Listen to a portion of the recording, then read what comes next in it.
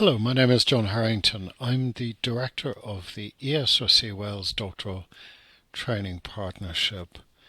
I'd like to make a small presentation to you about how to apply for a doctoral studentship with our DTP. So, croeso e bawb, welcome to everyone to our doctoral partnership and to this presentation. We're very grateful to have your attention. We hope we can help you with information and advice and tips and links to support you in applying for one of our studentships. So our presentation will explain briefly what a PhD is, will help you decide whether a PhD is right for you. We'll explain who we are as a DTP and what we do, and we'll guide you through the application process for one of our studentships, for one of our awards. So what is a PhD? Well, there's a lot of advice on what a PhD is, but in its essence, it involves writing a thesis, which makes an original contribution to scholarship, which is researched and written over 3 or 4 years, or it's part-time equivalent, so it could be twice that length if you take it part-time. Makes an original contribution. It's based on existing scholarship, but it moves beyond it.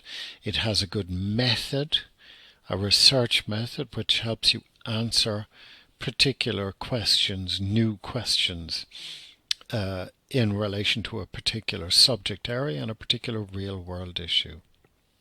So I guess the question you have to ask is why you should do a PhD. It's hard work, takes a long time, it takes a great deal of commitment and passion to do it. Well, it's good for careers. Clearly people with PhDs are in a better position in relation to earning, but also career enjoyment and development. Even more important, I think, is the element of personal interest and satisfaction. Your engagement in that particular research question, in that field, your commitment to it. That's a reason to do it, and it's a way of sustaining yourself as you do it.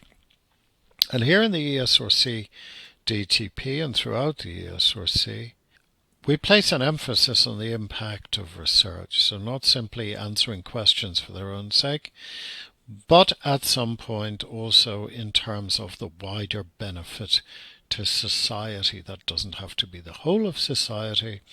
It doesn't have to be the economy per se. It could be a social benefit. But that contribution is also important. If you've got some of these 3 elements, but particularly the middle one of personal interest and a likelihood that you will be satisfied doing it, then you know that doing a PhD is right for you. So what do our researchers go on to do, the people who take our studentships? Well, you'd be surprised. Half of them go on to careers in either government, industry, or the third sector, the voluntary sector, the non-governmental sector. Only half of them go on to take positions in academia. That's very important. We're keen to develop them as academics, that 50%, but we are also, as a DTP, very much committed to supporting our researchers who want to go into other careers. So PhD is also positioning you for a wide range of options after you graduate successfully. So what's the ESRC Wales DTP studentship? Well, I'll say a bit more about the structure of the DTP, the Doctoral Training Partnership, in a few slides' time. But sufficient now to say that we're funded by the UK's Economic and Social Research Council. We also receive funding from our universities, the ones listed at the bottom of my slide there, and also some funding from the Welsh Government. So we're a partnership of different universities and also these funders. We run competitions every year for studentships, which are awards, bursaries, and they cover fees and maintenance for our students over 3 or 4 years, or the equivalent if it's part-time. we make awards to students who are domestic, based in the UK, but also international students. About 30% of our awards can go to international students. Our applicants, and therefore our award holders, are highly capable. Clearly in academic terms, but we also take account of capacity shown through life experience, jobs, overcoming obstacles, overcoming exclusion and discrimination, people coming back into education after a period in employment or domestic work, raising families and so on. That's all very important to us, something we certainly consider. We're a doctoral training partnership, so we're not simply about handing money out for maintenance and fees. We are centrally concerned with training the next generation of social science researchers. We want to equip our students through training them in research methods, in career development, in generating impact in society. We want to equip them for the range of careers that they would like to follow. We arrange placements with industry, with government and the third sector.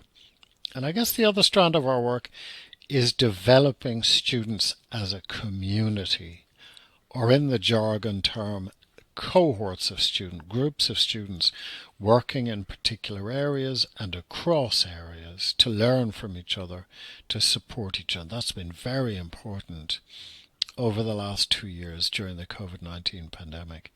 But it's a long-term commitment and goal of our DTP. So what funding goes with the studentship? If you're successful in our competitions, what do you get? Well, we award a stipend of about $15,500 per year. That's really maintenance, living expenses. We offer fees at the home rate, that's for domestic students, of about $4,500. So we will cover the PhD fees. And currently, the universities in our partnership are only charging home fees to international students. So if you're an international student and you come through our competition, you will be covered for your fees as well. In addition, the ESRC gives us a grant for each student of about £750 each year, and that's to help you with training, with support, with development, these ambitions that we've talked about, which are key for the ESRC. We support disabled students through the allowance. We support internships and placements. In other words, we can extend your PhD period and your funding if you get, a 3-month placement with the UK government or the Welsh government. We have funding for overseas fieldwork, for training in difficult languages. Where it's difficult, that means to find training for them. We will support that. And very interestingly, we have a fund for supporting students to develop as groups, to organise their own conferences and events. And that's been very popular with our students. So we've got resources for all of that. Now, inclusion and widening participation are key for us. That is a central objective. We are not simply about nice forms of words saying that we are committed to diversity and so on. That's easy to do. We know that we have a lot to do on this. We are only starting on this, but it is central to what we are doing. So we're working to develop an atmosphere, an inclusive atmosphere, which showcases and celebrates the work of our students and our supervisors and staff from different backgrounds in our events and our conferences. We strongly encourage applications from all sections of the community. And in particular, we recognise that British Black, British Asian and British minority ethnicity backgrounds have been underrepresented in our student groups. We have statistics to prove this.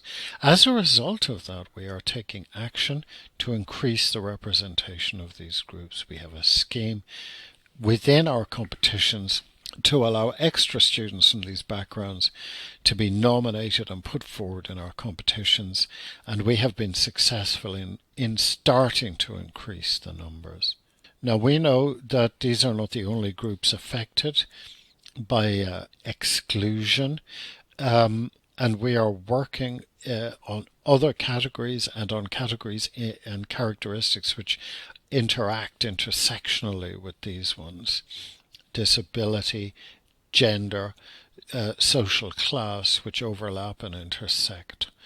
And addressing these is a priority for the DTP. We do this not simply by extra studentships, but also by what kind of training we put on, looking at critical race theory, critical disability theory, offering funded studentships to research issues in diversity and inclusion. We have, with the Welsh Government, funded a set of studentships, for example, on Black, Asian and minority ethnicity students in the school system in Wales.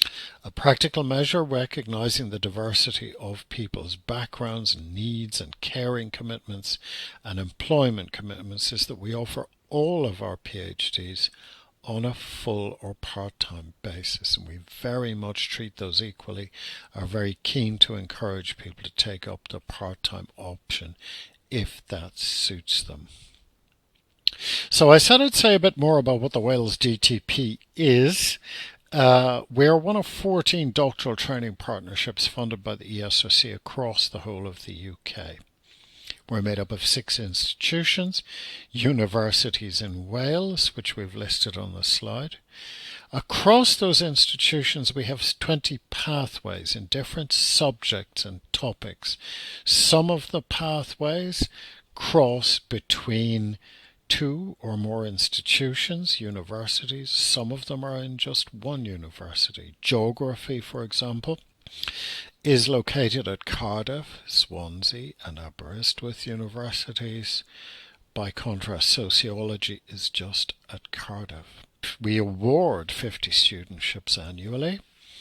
We also have postdoctoral fellows. We have a dedicated DTP team, including myself and 3 colleagues who work full-time supporting students and delivering this program. Our governance structure includes a dedicated equality, diversity and inclusion group, which meets regularly to push forward this approach to overcoming exclusions and underrepresentation, which has been a feature of our DTP in the past.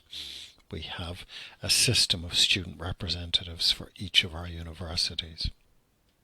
Okay, what areas do we cover? Well, we are about economic and social research, social sciences.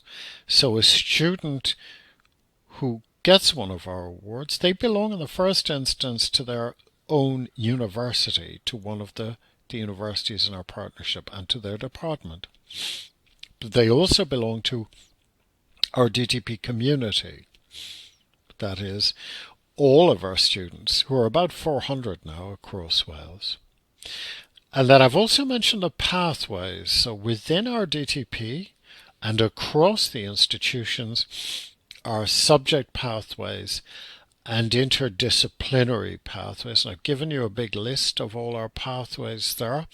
Areas like bilingualism, economics, human geography, psychology, sport and exercise science, and so on.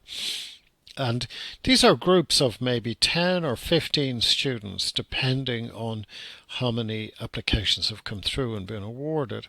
They're groups of students working in these particular areas who will meet and share. They'll come to our conferences and meet together. They'll meet on our Teams pages.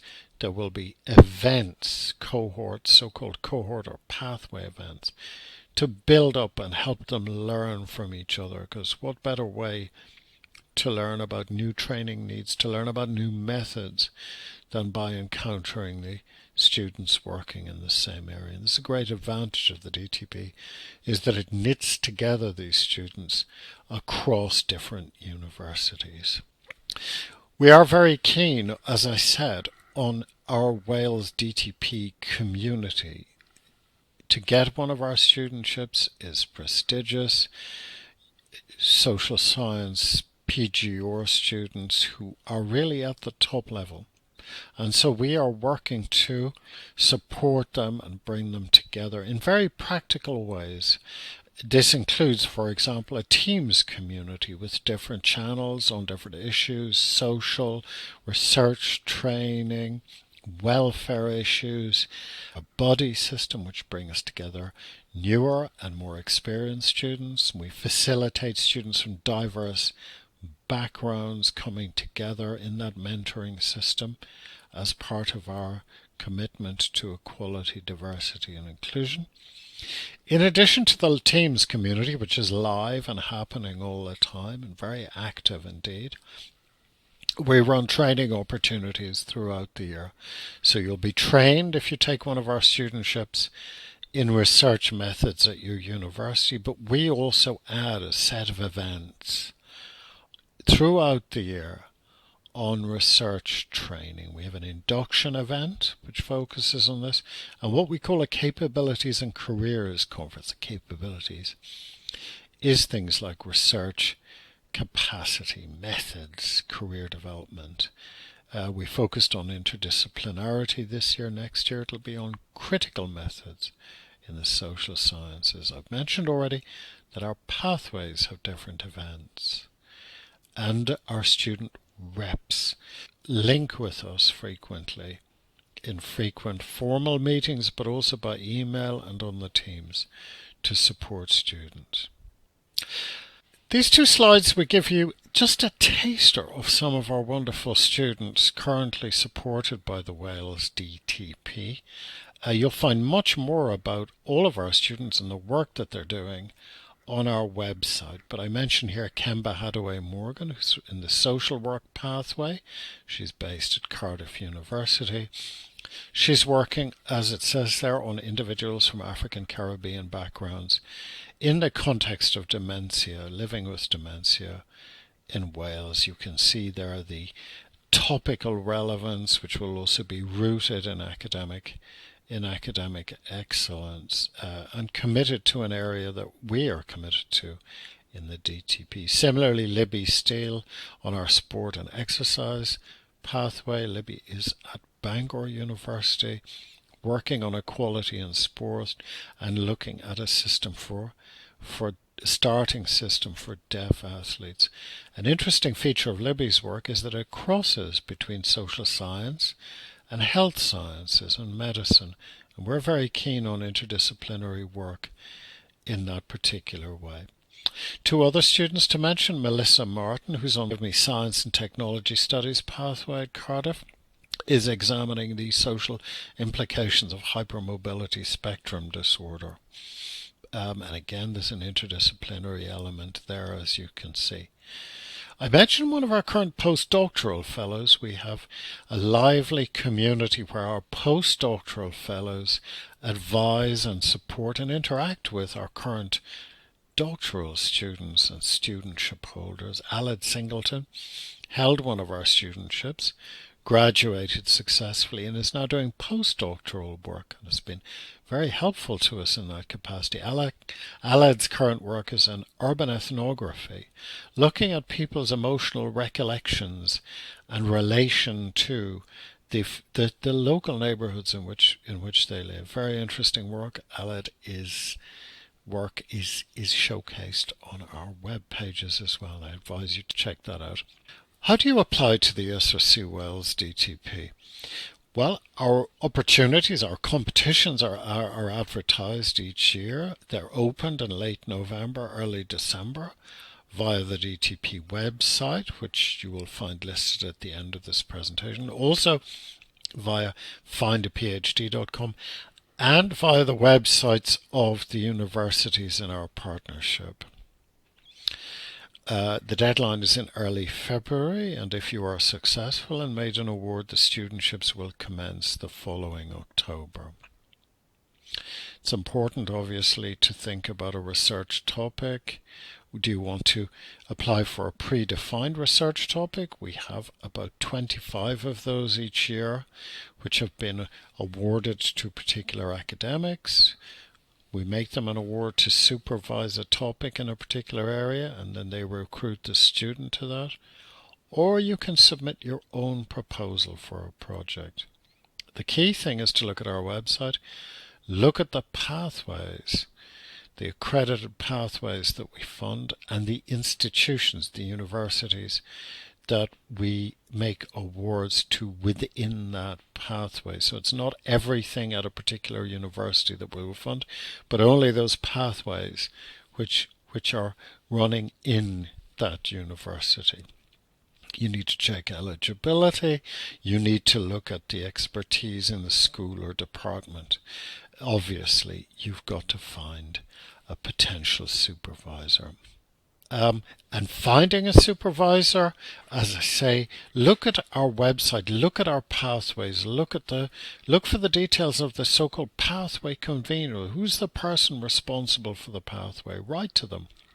Say you're interested in studying a certain subject at a certain university, geography at Aberystwyth, psychology, Bangor, because this and this supervisor interests you. You've looked at their biographical details on their websites.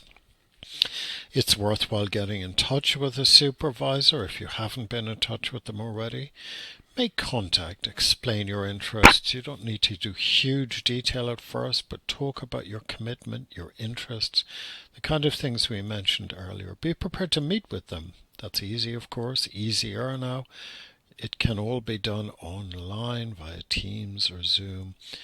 And discuss the proposal. They may ask you to write a short summary. They may ask you to talk about your research interests.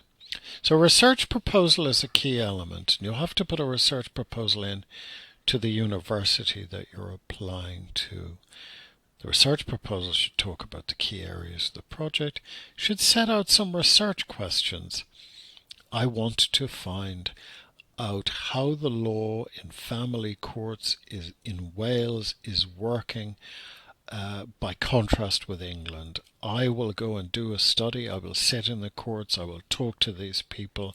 This will generate good knowledge about this because the methods are likely to be strong.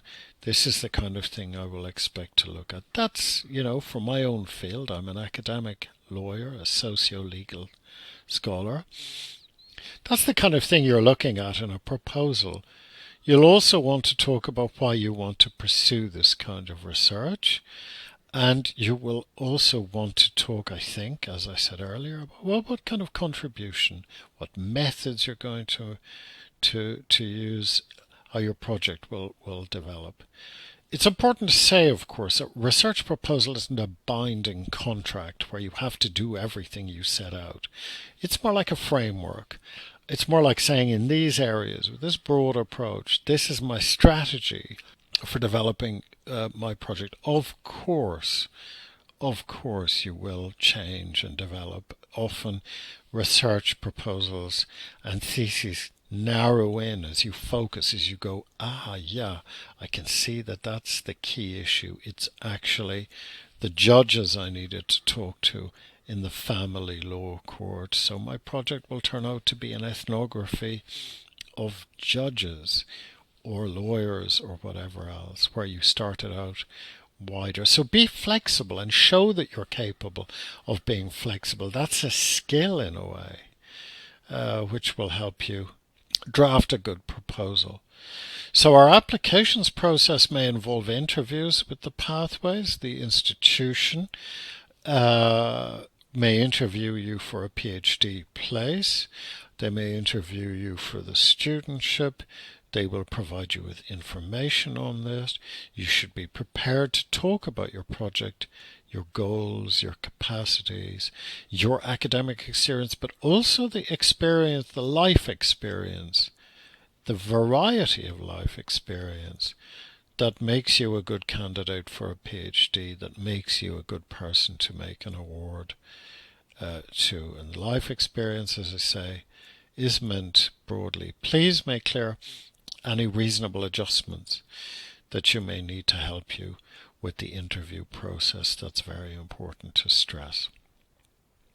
So what happens with your application? Well, it's first reviewed by the department or university where the supervisor is located. That allows them to say, well, we could offer you a PhD place. That's before you talk about funding. Got to get that in place first. If they're happy to do that, then you can put forward your application, an application on a specific form, which we set out, to the DTP pathway. And the supervisor will know about this, their department will know, but you'll also have seen it on our web pages, as I mentioned. The pathway selects the best applications, a maximum of 3, to go forward in the competition. And then there's a final round where all the nominations come into our management board, and we decide on the 45 plus awards that we're going to make. It's a competitive process. If we've made an award, we'll inform the applicants. We'll inform the universities, who will inform the applicants that they have been made an award, and there's a deadline obviously for accepting. So there are further information on our website, which you've got a link for there.